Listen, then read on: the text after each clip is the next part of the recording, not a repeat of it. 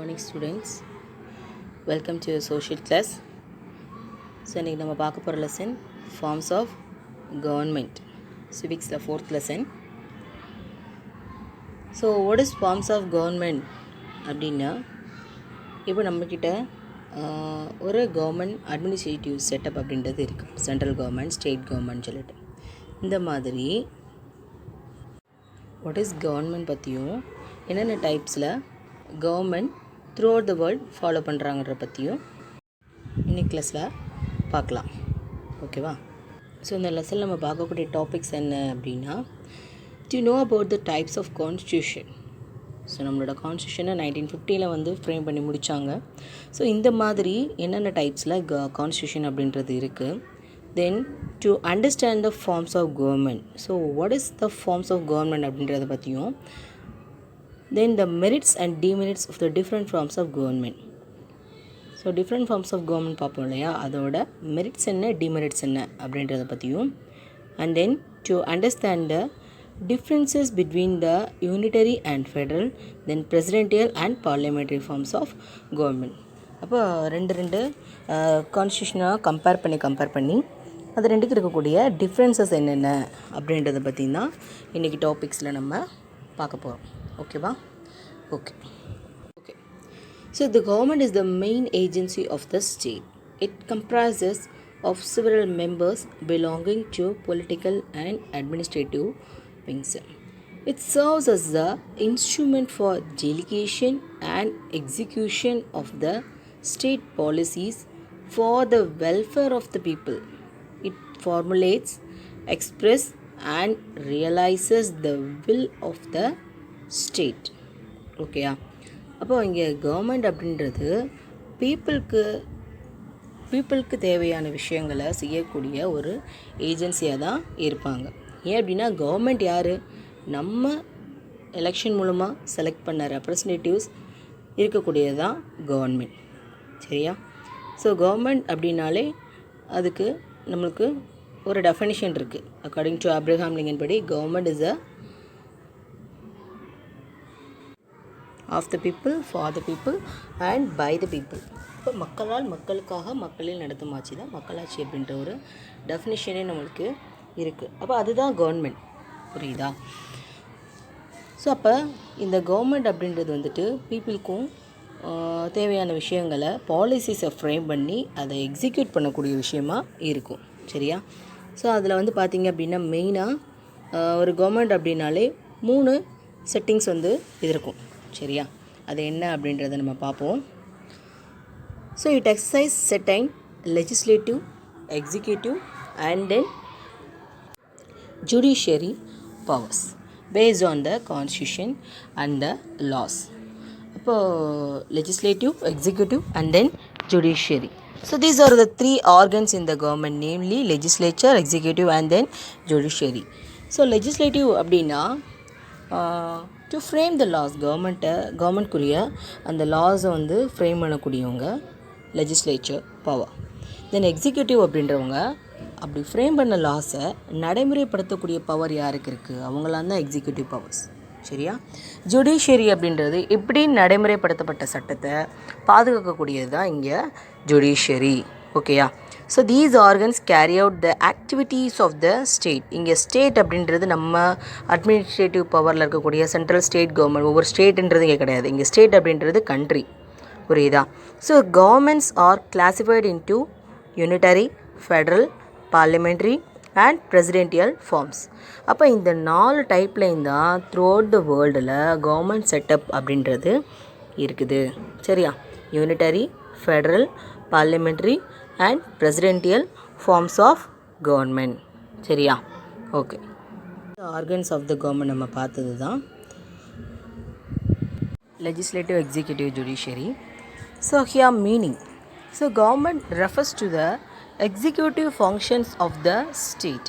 It denotes a body having authority to make and enforce laws applicable to the civil, corporate, religious, academic or other groups. அப்போ நம்ம சொன்ன மாதிரி இந்த 3 wings தான் மெயினாக ஒரு கவர்மெண்ட்டில் இருக்கும். ஸோ ஃபஸ்ட்டு லாஸை ஃப்ரேம் பண்ணுவாங்க, தென் அதை வந்து எக்ஸிக்யூட் பண்ணுவாங்க, தென் அதை எப்படி சேஃப்கார்ட் பண்ணுறது அப்படின்றது தான். ஸோ இங்கே லெஜிஸ்லேட்டிவ் பவர் அப்படின்றது பார்லிமெண்ட். சரியா? இப்போ நம்மளோட இந்தியாவில் எடுத்துக்கிட்டோம் அப்படின்னா parliament it consist of 2 houses, namely Rajya Sabha and then Lok Sabha. அப்போ இங்கே தான் என்ன செய்கிறாங்க, நம்ம நாட்டுக்கு தேவையான சட்டங்களை ஃப்ரேம் பண்ணுறாங்க, எந்த பீப்புளுக்கு என்ன மாதிரி லாஸ் வந்து சூட்டபிள்ன்றதை ஃப்ரேம் பண்ணுறாங்க. ஸோ லெஜிஸ்லேட்டிவ் பவர் அப்படின்றது அவங்க தான். புரியுதா? தென் எக்ஸிக்யூட்டிவ் பவர். ஓகே, இப்போ சட்டத்தை வந்து நம்ம ஆர்கனைஸ் பண்ணியாச்சு, அதை எக்ஸிக்யூட் பண்ணக்கூடியது யார் அப்படி பார்க்கும்போது நம்மளுக்கு அட்மினிஸ்ட்ரேட்டிவ் அந்த பொலிட்டிக்கல் பவர்ஸ் வந்து ஹையரார்கிக்கலாக வருவாங்க. சென்ட்ரல் கவர்மெண்ட்டை பொறுத்தளவுக்கு president and then prime minister and then council of ministers. ஸ்டேட்டை பொறுத்தளவுக்கு governor, chief minister and then other ministers. இந்த மாதிரி வரக்கூடியது இவங்க எல்லாமே எக்ஸிக்யூட்டிவ் பவர், அதாவது உருவாக்கின சட்டத்தை நடைமுறைக்கு கொண்டு வரவங்க தான் இவங்க எல்லாமே. இவங்க மூலமாக தான் பீப்புள்கிட்ட வந்து சேரும். புரியுதா? ஸோ அவங்க எக்ஸிக்யூட்டிவ் பவர். தென் ஜுடிஷியரி அப்படின்றது nothing but it is the court. ஓகேயா? சென்ட்ரல் கவர்மெண்ட்டை பொறுத்தளவுக்கு நம்மளோட கான்ஸ்டியூஷனோட ஒரு கார்டியன் அப்படின்னு எதை சொல்லுவாங்கன்னா சுப்ரீம் கோர்ட்டை சொல்லுவாங்க. சரியா? அதே மாதிரி ஸ்டேட் கவர்மெண்ட்டை பொறுத்தளவுக்கு ஹை கோர்ட்ஸ். ஓகேயா? இதுதான் வந்துட்டு கவர்மெண்ட்டோட 3 விங்ஸு. ஓகேயா? Next types of constitution. So types of constitution வரும்போது இங்கே 2 டைப்பில் இருக்குதுன்னு சொல்கிறாங்க. அது மேபி ஒன்று ரிட்டன் கான்ஸ்டியூஷனாக இருக்கும், இல்லை அப்படின்னா அன்ரிட்டன் கான்ஸ்டியூஷனாக இருக்கும். சரியா? கான்ஸ்டியூஷன் அப்படின்றது. இன்னொன்று பார்த்தீங்க அப்படின்னா இது வந்து ஒன்று ஃப்ளெக்சிபிளாக இருக்கும், இல்லை அப்படின்னா ரிஜிட்டாக இருக்கும். ஸோ இங்கே ரிட்டன் அன்ரிட்டன்னு சொல்கிறது என்ன அப்படின்னா, ரிட்டன் அப்படின்றது எழுதப்பட்ட ஒரு அரசியலமைப்பு, அது வந்து ரிட்டன் கான்ஸ்டியூஷன். அன்ரிட்டன் அப்படின்னா எழுதப்பட்டிருக்காது, ஆனால் அதை ட்ரெடிஷ்னலாக ஃபாலோ பண்ணி வச்சுருந்துருப்பாங்க. சரியா? ஸோ அதை வந்து அப்படியே வந்து நடைமுறை செஞ்சுக்கிட்டு இருப்பாங்க. அது வந்து அன்ரிட்டன் கான்ஸ்டியூஷன். இது வந்து எழுதப்பட்டது அப்படின்னா அதை வந்து சட்டப்பூர்வமாகவே வந்து என்ன செஞ்சுருப்பாங்கன்னா எழுதியிருப்பாங்க. ஸோ இதான் 2 டைப்பில் இருக்கக்கூடியது. இன்னொன்று ஃப்ளெக்சிபிள் அண்ட் ரிஜிட்னு சொல்லக்கூடியது என்ன அப்படின்னா, ஃப்ளெக்சிபிள் அப்படின்னா we can make a change in the constitution. அப்போ அதில் ஆல்ரெடி இருக்கக்கூடிய விஷயங்களில் ஏதாவது வந்து திருத்தங்கள் செய்யணும் அப்படின்னா அதை நம்ம திருத்தங்கள் செஞ்சுக்கலாம். நம்மளுக்கு ஏற்ற மாதிரி அது ஃப்ளெக்சிபிலிட்டி கொடுக்கும் அப்படின்றது தான் இங்கே ஃப்ளெக்சிபிள். ரிஜிட் அப்படின்னா எந்த ஒரு சிச்சுவேஷன்லையுமே எழுதப்பட்ட சட்டங்கள் அப்படின்றதோ இல்லை அன்ரிட்டன் கான்ஸ்டியூஷனோ மாற்றவே மாட்டாங்க எந்த ஒரு சூழ்நிலையிலையும். அப்படிப்பட்டது ரிஜிட். அப்போ இதுதான் டைப்ஸ் ஆஃப் கான்ஸ்டியூஷன். ஸோ நம்ம இப்போ டைப்ஸ் ஆஃப் அந்த கான்ஸ்டியூஷனோட டைப்ஸ் பற்றி பார்க்கலாம். ஃபஸ்ட்டு வந்து பார்த்தது என்ன அப்படின்னா யூனிட்டரி ஃபார்ம் ஆஃப் கவர்மெண்ட். சரியா?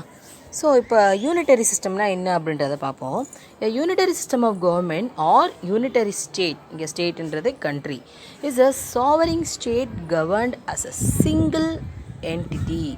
The central government is the supreme and administrative divisions exercise only powers that the central government has delegated to them. சரியா? அதாவது இங்கே யூனிட்டரி ஃபார்ம் ஆஃப் கவர்மெண்ட்டுன்னு வரும்போது அதுக்குள்ளே மேபி எவ்வளோ டிவிஷன்ஸ் வேணாலும் இருக்கலாம், எவ்வளோ கண்ட்ரிஸ் வேணாலும் இருக்கலாம், இல்லை எப்படினாலும் அவங்க வந்து அவங்களோட அட்மினிஸ்ட்ரேட்டிவ் பவரை வந்து டிவைட் பண்ணியிருக்கலாம்.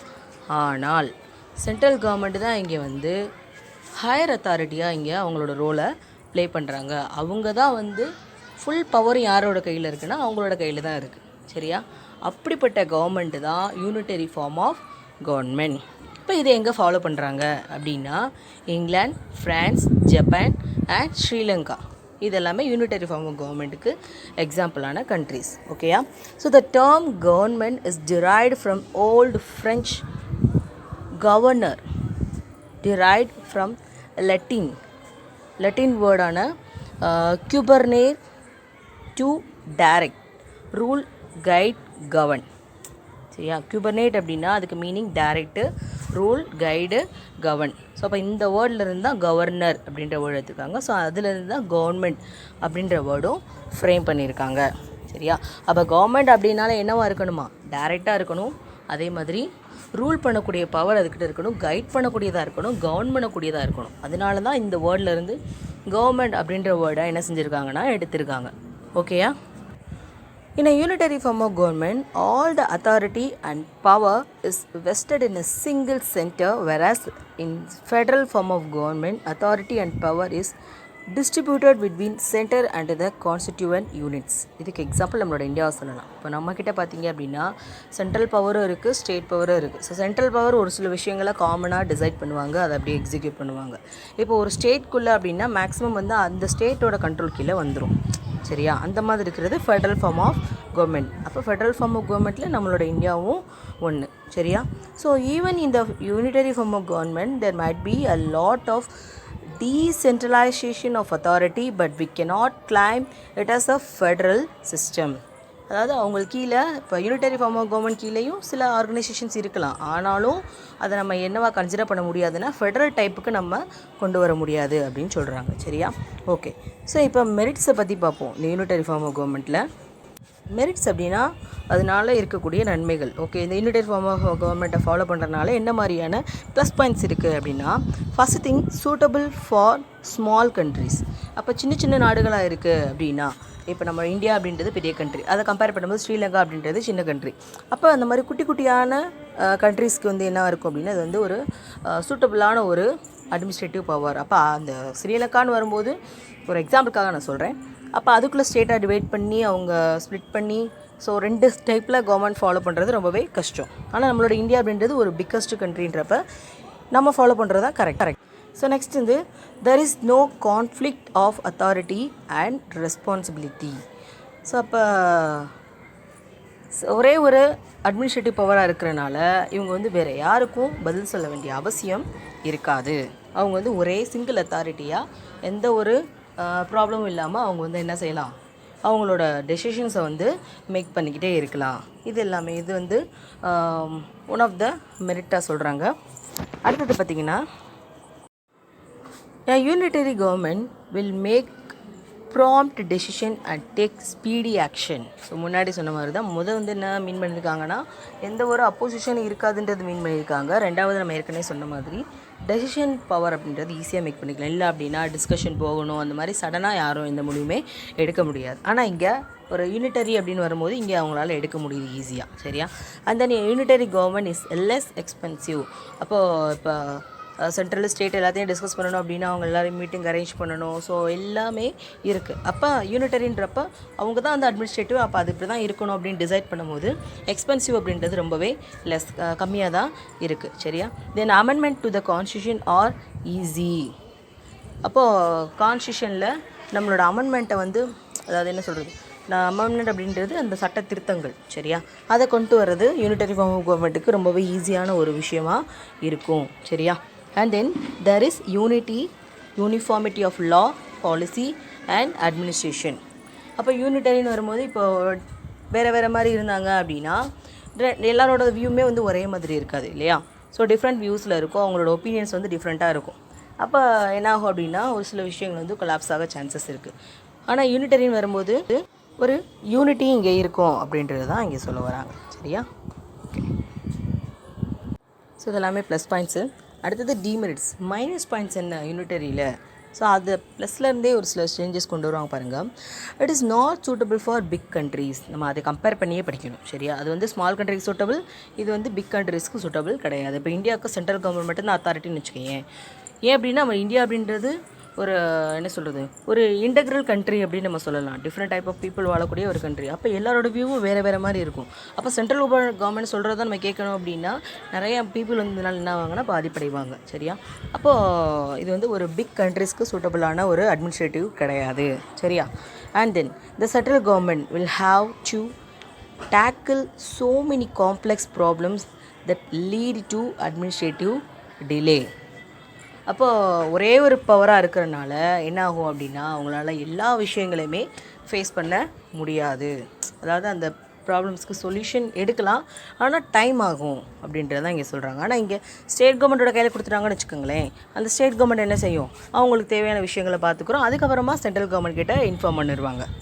ஓகேயா? ஸோ அப்போ அது வந்து என்ன இருக்கும், அவங்களோட அட்மினிஸ்ட்ரேட்டிவ் பவருக்கு ஹெல்ப்ஃபுல்லாக இருக்கும். ஸோ அந்த மாதிரி இருக்கக்கூடியது. ஆனால் இங்கே யூனிட்டரி ஃபார்ம் ஆஃபில் இது வந்து லேக் ஆகுதுன்னு சொல்கிறாங்க.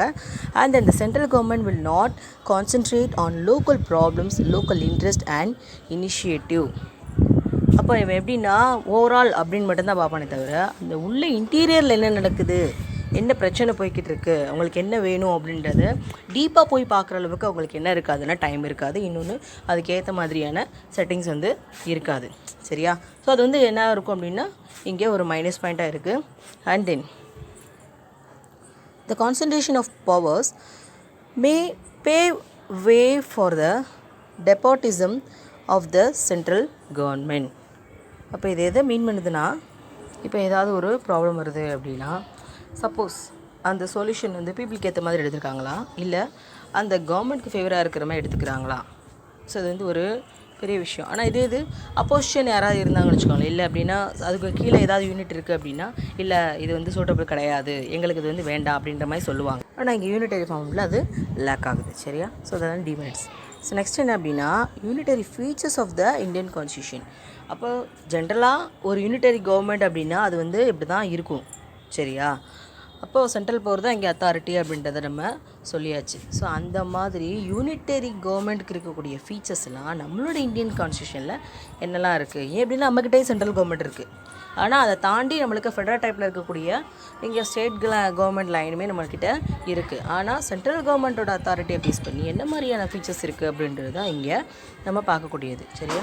ஸோ இந்தியா அப்படின்றதில் பார்க்கும்போது ஃபர்ஸ்ட் திங் சென்ட்ரல் கவர்மெண்ட் அப்படின்றது ஒரு ஸ்ட்ராங்கான சென்டராக இருக்குது. சரியா? இப்போ வந்து நம்ம ஸ்டேட்குள்ளே ஒரு ப்ராப்ளம் அப்படின்னா நம்ம தான் அதை பார்த்துக்கணும். சரியா? அதுக்கு ஹெல்ப் பண்ணுறது சென்ட்ரல் கவர்மெண்ட் ஹெல்ப் பண்ணலாம்.